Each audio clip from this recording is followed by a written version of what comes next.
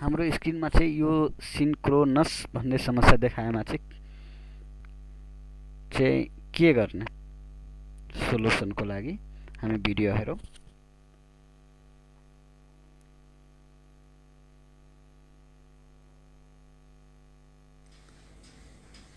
म तपाईहरुलाई एउटा कुरा भन्छु, यो सिन्क्रोनस भन्ने समस्या आउने बित्तिकै यो प्रब्लम चाहिँ हाम्रो जहिले नि प्रोग्रामिङसँग चाहे यो प्रोग्रामको वायरहरुसँग नै सम्बन्धित हुन्छ, किनभने केही नमिलेको हुन सक्छ, चाहे प्रब्लम आएको हुन सक्छ यिनीहरुमा, त्यही भएर यसो समस्या आउने गर्छ।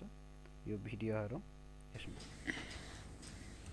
यो वायरहरुको प्रोग्रामिङहरुको वायर नमिलेको सक्छ, चाहे के प्रब्लम हुन सक्छ यिनीहरुमा, यो प्रोग्रामिङहरुमा,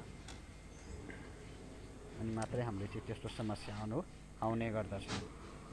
सिन्क्रोनस भनेर स्क्रिनमा यो हाम्रो प्रोग्रामिङहरुको वायरहरु हो, सेटहरु हो, यिनीहरु पनि हेर्नुपर्छ, यिनीहरुमा पनि प्रब्लम हुन सक्छ, त्यही भएर यस्तो चाहिँ प्रब्लम आउँछ हाम्रो।